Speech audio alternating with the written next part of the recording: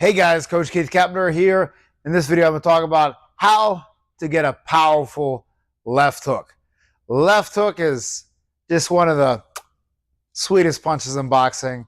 It's personally my favorite punch. And I figure it's fitting to have it be the next punch I talk about because I did a whole video. Go check it out if you hadn't already about how to make power with the jab, which is obviously the most important punch in boxing. And believe it or not, it can be a power punch. It really can.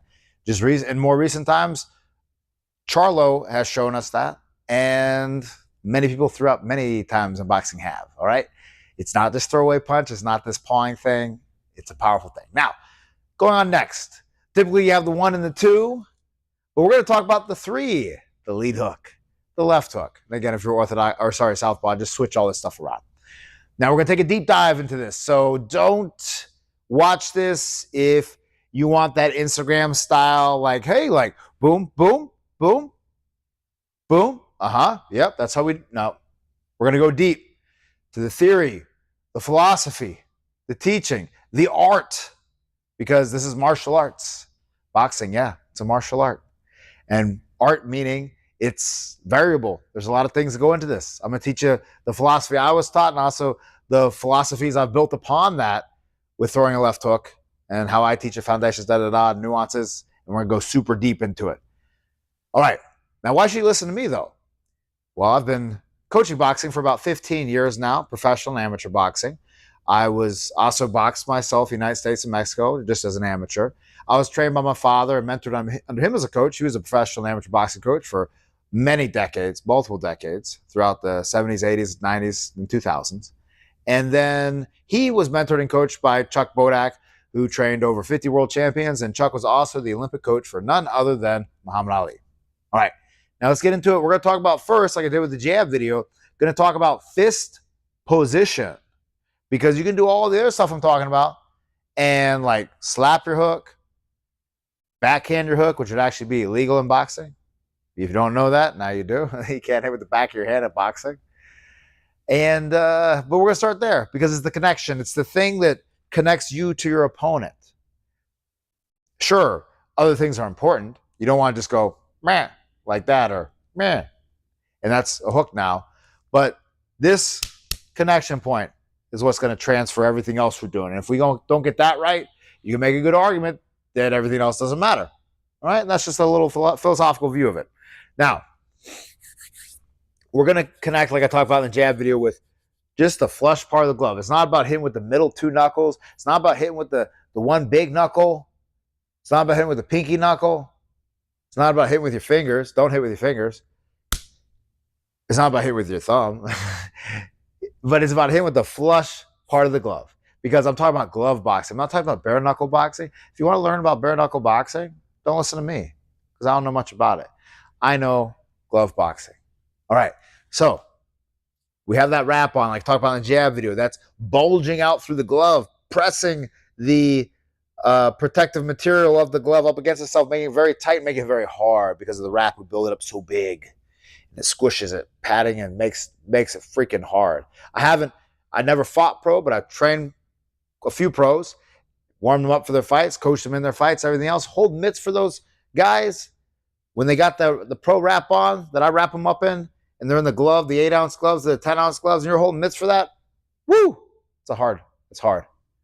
It's way harder than like an amateur style wrapping in the slightly bigger gloves. All right. Now, the connection. We want to bend the wrist. Now, I know right now, what? You want to bend the wrist? What the F? Who the hell is this guy? What's he talking about? He's showing he don't know nothing. Yes. You want to bend your wrists. Why do you want to bend your wrist? Because you want to make sure you hit with the knuckles. If I extend my hook out here and I don't bend my wrist, that's a straight wrist. See that? Don't believe me? That's straight. I'm here. That's fingering. Your job in the boxing ring is to not finger anybody. Don't finger them.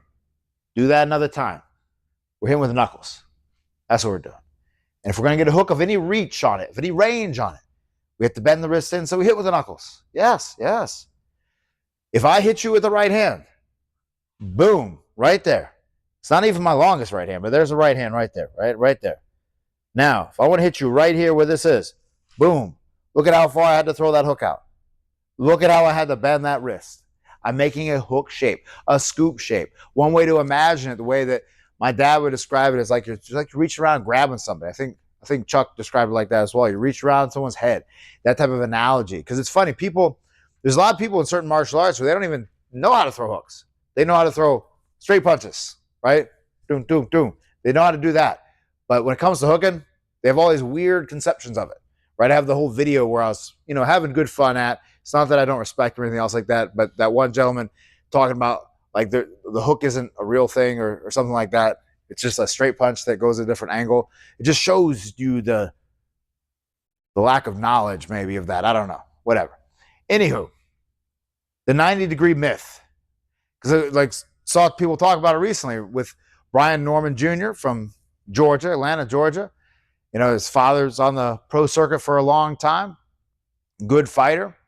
A guy I trained had fought his father. And then, his son's doing great. And his son knocked out that guy in Japan with a great left hook. The left hook's the same type of left hook I'm talking about here. Right? Sick of all this stuff about all the different variations of hooks. Like, yes, there are different ways to do things. It's an art. But let's build up foundation. And if you look at the majority of champions throughout the history of boxing that had great left hooks, they're doing it pretty damn close to the way I'm going to tell you to do it. All right? So you can't argue with duplicatable success. Don't copy the one-offs. Copy, what has consistently worked, right? Don't copy, if you want to do business, don't copy Mark Zuckerberg and think you're going to design the next social media platform or thing that's in a niche, that's in an industry that no one's even thinking about right now.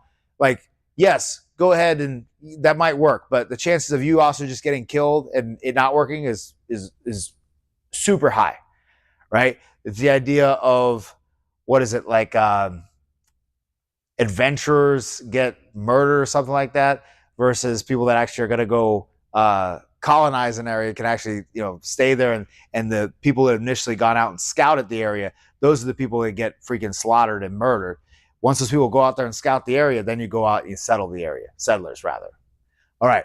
Settlers and explorers. Explorers can get murdered, freaking everything else. Now, if we just do a 90-degree angle hook like this, yeah, that's a hook. I can go here, boom, I can come around, right? I'm here, that's a hook, bam, get my hook, boom. And a lot of times people talk about that's how they're taught a hook. And yes, it is a hook. But the challenge is with that is it's limited by my elbow length. This is about the max range I can do on this hook. It's not very long. Look at this hook. Now we're talking in the realm of Sugar Ray Robinson, Roy Jones Jr., Joe Frazier, Evander Holyfield, Brian Norman Jr. He's world champion now, defended it. Let's see what he does. I'm sure he's going to do really amazing things. We're in the range of those guys. Don't you want to be in the range of those guys? I do. And I want you to as well. Now, let's talk about the palm down situation. Because again, all these guys I just mentioned, they don't do palm down. Sure, maybe there's a time when it kind of goes a little bit like this and the palm is slightly more down.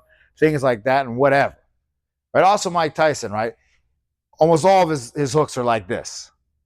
The one hook I think that's not like that is the one that he rocked Trevor Berbick with, where he kind of just popped it like this, very short. And that's what I'm going to tell you. The palm down hook is better for a short hook or to arc over. But again, I'm big on the foundations. Let's build up the base. Again, let's not worry about all the one-offs and everything else. Let's build up a base. And then from that base, over years, then we'll add the variations in. All right? But guys are always worried about all this other crap. They haven't even built up the foundation. They're worried about trying to, like with footwork, they're working on their ollie shuffle. How can I get that ollie shuffle down where they can't even move without crossing their feet? Or hey, how can I do like a shift angle, this, that, the other thing? And it's like, dude, can you even step forward without stepping with your heel? Can you? Oh, you can't. Oh, well, how about we work on that first? Every time you jab, you step with your heel. No, champ. Come on. Can we jab and not step with our heel and step with the ball of the foot? Okay, let's work on that first before you work about how you can be like, whoop, whoop. How can I cut some angles? Right? Let's just get the basics. All right, now. Palm down, I joke about this, is European hook, American hook. right? Different things, different strokes for different folks. And again, if you knock someone out or nail them with a hook like that, I ain't going to complain to you too much. One challenge that does happen when you get out to more of these ranges is it becomes a one knuckle punch versus hitting with the flush part of the glove. And if you hit him with more surface area, that's going to be harder. All right, because we're not trying to like stab somebody. And it's not like the more finite the point is, we can split through the person. You want to hit them with the blunt force of the glove. And again, with that wrap on, all that hardness is right there. The more we go like this, the more it's going to end up being that kind of thumb shot, which again, you can get a shot like that on people and it can do things and it could even hurt people. But again, look at the vast majority of great hooks. Now, we want to turn a slap into the hook. All right, again, I'm rocking on borderlines here, but bear with me here. What I have noticed watching a lot of fighters, also through my own time boxing, and then also training fighters that actually compete, is almost this idea of, and it's funny, I noticed Adrian Broner did this like as of the time when I was like really getting into coaching a lot, because it was about like 2013-ish time. He would have this thing, and he was a hard puncher, knocked a lot of people out. Very talented guy, right? It's not because of his boxing technique or boxing ability that he faltered. It was really this thing and a little bit of this thing that is why he faltered in boxing. Discipline. But if you watch him and a lot of other guys, they're almost like act like they're going to slap with the hook like that because they're so loose with it. And then they snap it in right when it hits here. And what I find is that almost acts like the turnover of a straight punch. So it's a little nuance. Now, it's a dangerous nuance because if you don't get the timing right, then you are just slapping people. And slapping is technically legal in boxing, and you can't hurt your wrist in that situation. But here, that type of whip, snap, and that brings me to what I'm going to talk about with whipping in a second, all right? By the way, if you want to work with me, I have a custom elite level, high level program. I work with people all around the world where I build out a program where we work on all of this stuff, building up your foundations. I watch every single video of you training, of you shadow boxing, doing bag work, doing mitts, sparring, different drills for you to build defense, offensive, put all that together, study your fights to help you get to the next level. And no matter where you are at right now, you and I just working together for a couple months can help get you to the next one. Already done with quite a few people already. Happy to do with you as well. Click on the link below on the Patreon page. You can see that, as well as a few other things I put out now, like Champion Mindset Program. Already have had a few people just start that program, already see a big impact from it. So go check out the Patreon if you want to work together. All right, now, the elbow position. Again, a lot of people talk about this idea. So they want the straight arm, so straight wrist, and they want the elbow the same height as the connection point here. That's kind of an awkward punch. It is. And again, go through. Look at Roy Jones Jr., look at all of your good hookers. The best hookers, they're here. The elbow is slightly below the fist for the head hook. It is here. And the way my dad would describe it is the palm is facing you. You're reading something on your palm, just like that, and just like you're holding something up. If I want to hold up a 5-pound dumbbell, I'm going to hold it up like that. And that's a nice anatomical position. All right. I don't hold it up like that. I hold it up like this. All right. Elbow slightly below the fist. It's also going to allow you to not loop it down much or to arc it over, things like that. You're going to shoot it, come back to position, shoot it, come back to position, and that's it. You get a chance to interfere a little bit with body shots and things like that for a little bit more time than if you go wham, pop like that, wham, pop like that, and everything else. You're going to have the most power from this position. And before you say, oh, you're going to hurt your wrist, well, I've had people hurt their wrists on straight punches, number one. But number two is I have seldom had anyone hurt their wrist with a left hook to the head with this type of position, particularly punching somebody. Now, granted, punching a hard bag, which a bag can be honestly harder than a person, because right now, if I rip your head as hard as I can with a left hook, your head's going to move a lot more than sometimes a hard bag will. And so, yes, that can cause issues. But guess what? That's why you have wraps. That's why you have tape. That's why you have all those things that come into play. And if anything, I've noticed when people don't do the bend of the wrist and they try to get some range on the hook, they end up here and they end up fingering people, which we don't want to do in boxing. I already told you not to do that. But then also, that's what's going to cause the flexion back, is when they don't bend it in properly so we hit with the knuckles. There might be a little flexibility you need to have with that, but that connection point right there and squeezing tight, because if you don't squeeze tight at the end, all of that loses its integrity of protection. Now, Let's talk about the arm motion, the whip thing that I mentioned earlier. All right. We want to make sure we whip the hook. I see so many people that are beginners, but even people at kind of a mid-level, they'll push the hook. And how you know you're pushing the hook is if the hook goes before the body turns, right? That's how you know you're pushing it, because it's you forcing the arm and tensing the arm to make it go out before the body's bringing it. You want to have the body slightly lead, and again, to that slap idea, like you're going to slap somebody. If I'm going to slap someone right now, I'm not going to go like that and cross my arm across my body. It's going to be a full body motion like that if I want to do it very hard. If I just want to go pop, I just do that. But if I want to put something on it, I'm going to do it like this, and I'm going to swing my arm a little bit to create a whip. Think about a whip. But bam, it builds up all of that energy on that motion. Same thing with that hook. And then you snap it in, makes the power. Now, along that line, remember, it's not a fly, right? You're not doing dumbbell flies like that. Really, once that hook connects, the arm position here doesn't go past this point. In relation to my body, the arm really doesn't go much more than this through.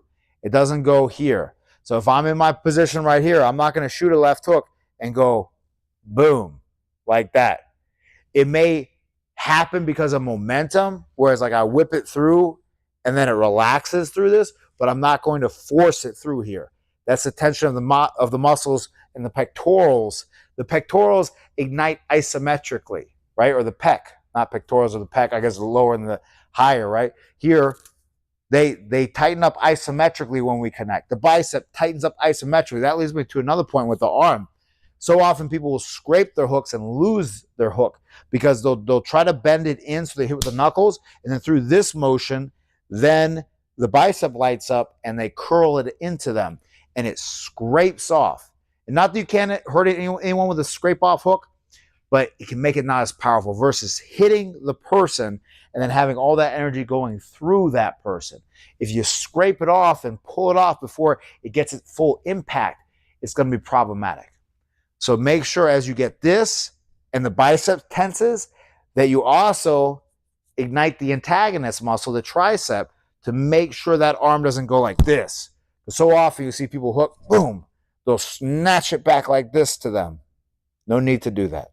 You hit that point here, boom, and that's about where it goes through. But you see in my relation to my body, my arm is like this.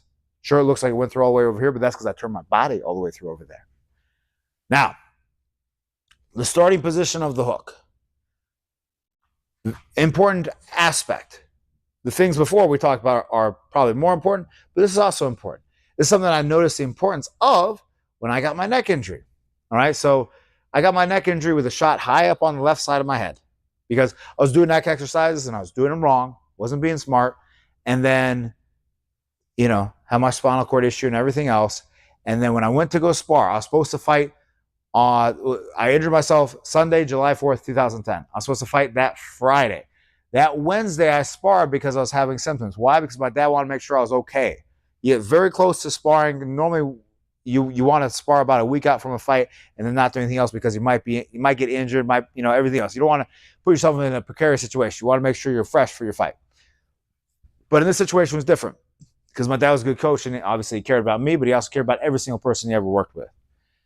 You want to make sure I was good. So I went there and I sparred this guy, Adrian. Adrian went on to be a pro fighter, everything else. Now he has a great gym in Mexico doing really well. And I was sparring him and I was doing my thing. He was smaller than me. And, I was just doing my thing, working. And then he just shot a kind of overhand shot, boom, hit me high on the head.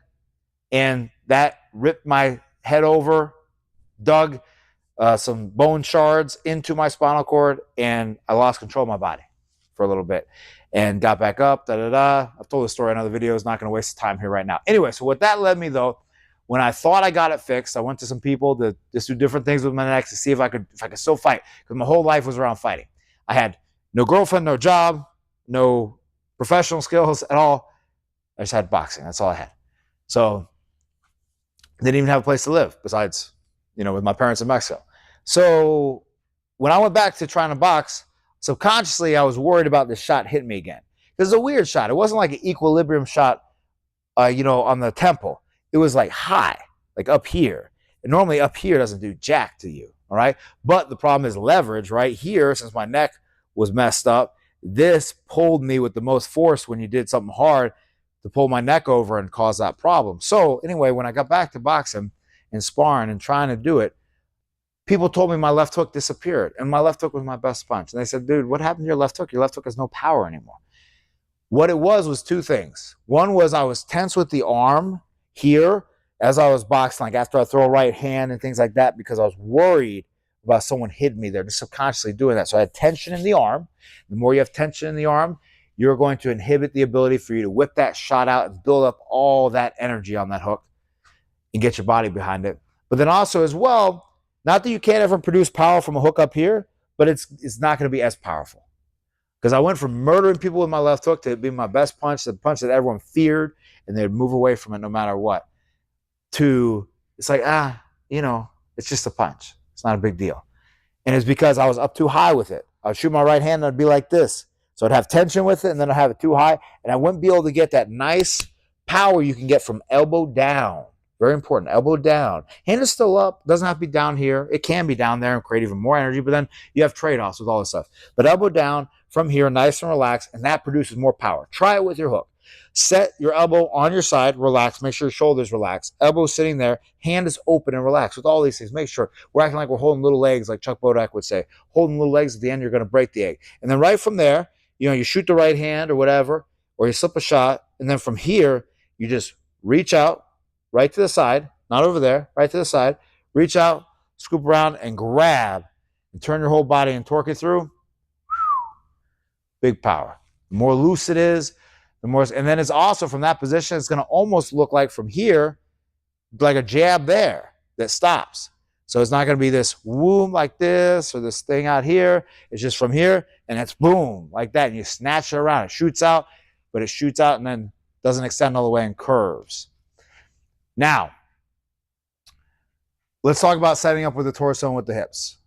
If I'm super sided up, or some people call it bladed, like this, good boxing position, good old school boxing position here. It's going to be hard to just lead with the left hook from here. And that's where oftentimes you'll set it up by either shooting a right hand punch or maybe slipping a little bit off the side, or even just slightly modifying your stance just a little bit with the hips and with the shoulders. So now from here, elbows are down, boom, you can reach around and create that power with the hook.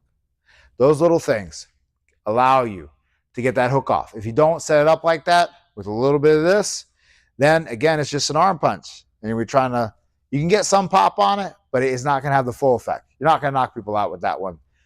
If you get, but now if we're slightly open, now I'm not talking here, because a lot of times people think, hey, like if I want to lead with a hook, which again, you shouldn't always lead with the hook, lead with the jab the majority of the time, but sometimes you got to mix up, because guess what? If you always do the same thing all the time, people are going to be able to beat you. As you watch plenty of boxers talk about it. Or like, for instance, just the other day, I was watching Roy Jones and Andre Ward talk about it. I think I'm going to do probably like a review video on that one, because it was so great to talk about technique, where Roy was talking about, I look for you to jab for my head, right? He has the hands down here. He's looking for you to jab for the head so he can get his counter and get his power shots off. So same thing with this. Now, that doesn't mean jab's not important. Doesn't mean you shouldn't jab. But what it does mean is you need to be able to lead with different punches and lead with hard punches. So therefore, you need to gauge your body. So it's not always you got to lead with the right hand in order to lead with a hard left hook. Sometimes you got to be able to open up your body a little bit, and you can do that by just slightly different looks with the torso, with the body, and with different movement patterns. Then make it so that you're going to lead maybe from here with the right hand, or from here I'm going to lead with the hook. You don't even know it, because I might lead from the jab with that there as well. All right, but you gotta let a little bit of an opening happen, because remember, you're set just to throw a powerful rear hand from this position automatically. You're not necessarily set to throw a powerful left hook, lead hook. Okay, it's just the case. Now, let's talk about the legs and the feet going downstairs, and connecting the hip to this as well, because the legs, they connect to the hip. So we're talking about everything kind of down here and below. The number one thing, and the cue I use is turn your back. But when people throw a hook so often, they lack power with the hook because they don't intend to turn their body through a lot, to the point where I want to see, like I say, I want to see your butt, I want to see your back. Don't turn your back up here when you box, right, Coach Keith? Yes. Don't.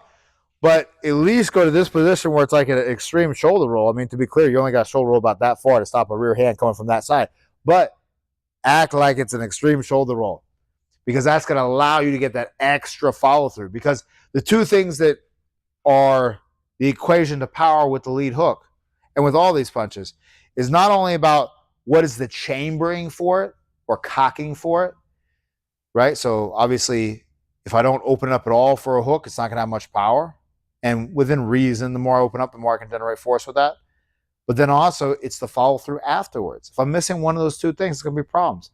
I can open up all day, but then if I just return to here, I'm missing out on maybe a third of the power. And a third of the power is a lot. We want all the power, guys. Because then also, too, with the power that you have right now, mark my words. My dad told me this when I first started boxing, like 8 months into it. And I was like, man, you're full of crap. That's not true. But then it was true.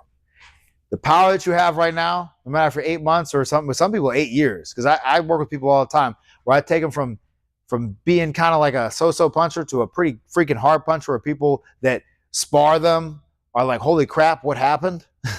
You hit a lot harder. Did you gain weight? What changed? Because of punching hard is a skill. Yes, inherently some people punch harder.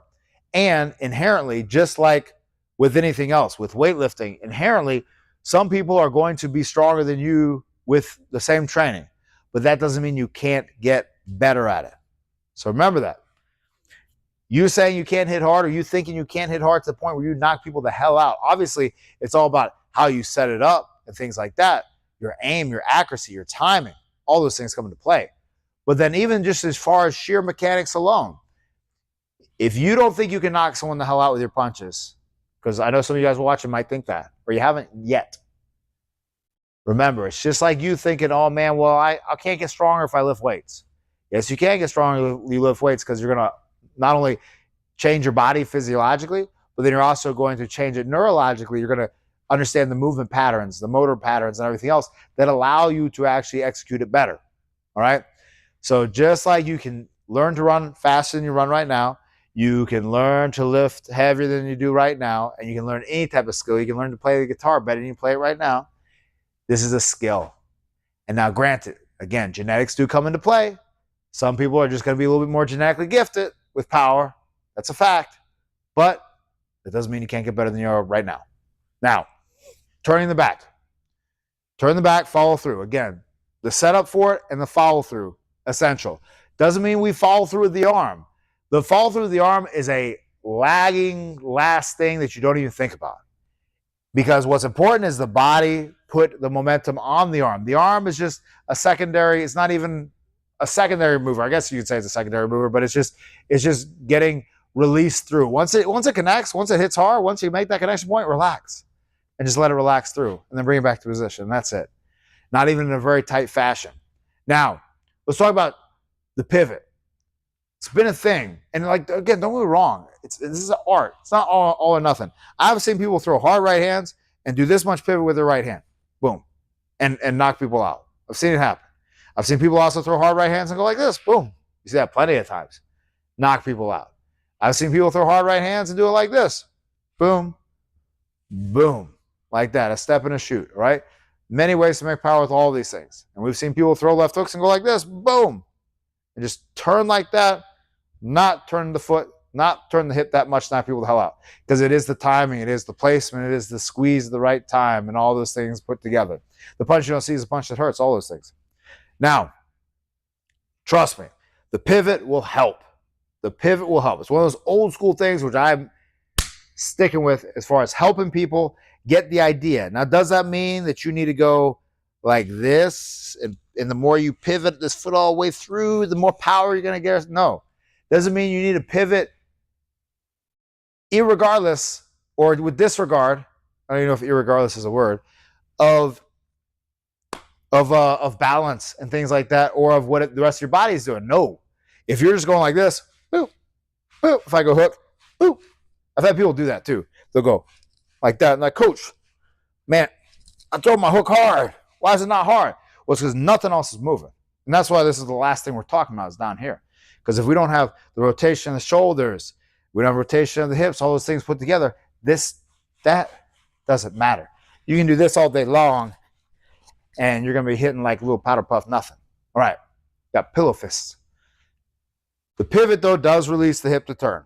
Already the hip is pretty well released to turn because of just the nature of your stance already being sided up. But that little bit of strain on the knee and everything else can be a little bit of an inhibitory factor. So this can help people release and get the feeling of turning more. And then when it comes to an actual fight, it might be this. And again, if you watch Brian Norman, watch his feet. Just give Brian Norman Jr. recently.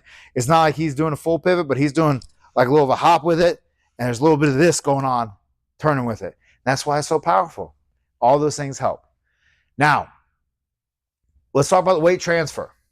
That's a topic. Now, yes, if I'm here, weight on the back leg, shoot a right hand, end up like that, transfer forward. If I shoot left hook and pull back with it.